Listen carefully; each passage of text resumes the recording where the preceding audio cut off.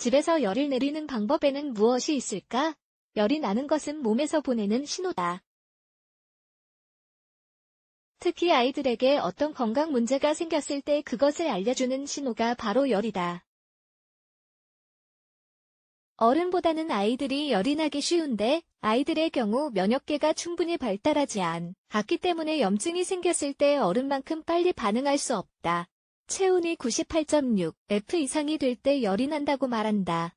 신체가 바이러스, 박테리아 또는 다른 유형의 미생물에 대항할 수 없을 때 열이 난다. 신체가 체온을 올리면 이 해로운 침략자를 체내에서 죽일 수 있고 결국 그것은 땀으로 배출된다. 열이 나면 건강에 문제가 생겼다는 뜻이고 병원에 가봐야 한다는 뜻이다.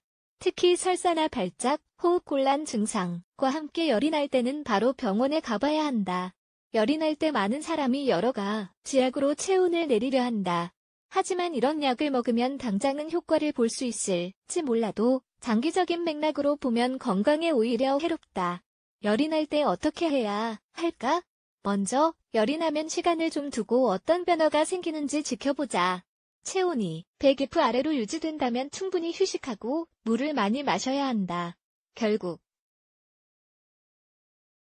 열은 땀으로 배출되면서 내려갈 것이고 땀이 날 때 신체는 독소를 배출시킬 것이다. 이런 상황이 발생하면 옷을 갈아입고 침대 시트를 바꾸자. 만약 열이 100F 이상이라면 열을 내려야 한다. 그 즉시 응급실에 가야 한다. 3개월 미만 아기일 경우 체온이 100F보다 약간 낮다고 해도 신경 써야 하는 상태이다. 집에서 열을 내리는 방법. 열을 내리는 데 도움이 되는 여러 가지 자연 치유법이 있다. 안전하고 쉽게 정상 체온으로 되돌릴 방법이다. 서양토풀은 오랫동안 열을 내리는 데 사용되어 온 약초다. 체온을 낮춰주고 박테리아나 기생충을 없애 소화에도 좋은 성분이 함유되어 있다.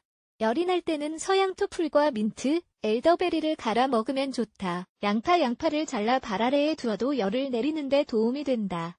열이 날 때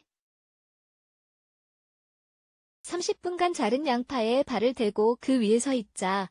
아이들의 경우에는 양말 안에 양파를 넣고 양말을 신겨놓자. 세이지 체온을 정상화하는 데 효과적인 방법은 세이지를 활용하는 것이다. 물 1컵 200ml를 끓여 신선한 세이지를 1톤 넣는다. 그리고 꿀 1톤, 레몬즙도 3톤 넣는다. 감자에도 소염 성분이 함유되어 있어 열을 내리는 데 좋은 재료이다. 감자로 효과를 보기 위해서는 감자를 으깨거나 갈아 차가운 물을 약간 섞은 후 10-15분간 이마에 올려둔다. 물 많이 마시기. 열을 내리려면 무엇보다도 물을 많이 마시는 것이 제일 중요하다. 물뿐만 아니라 천연 주스, 차,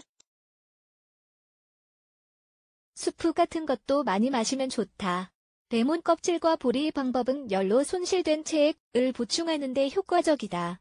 레몬 껍질과 보리 2톨 끓는 물 1쿼터에 넣는다. 식도록 두고 12시간 동안 우려낸다. 열이 내린 후 계속 이 물을 마신다.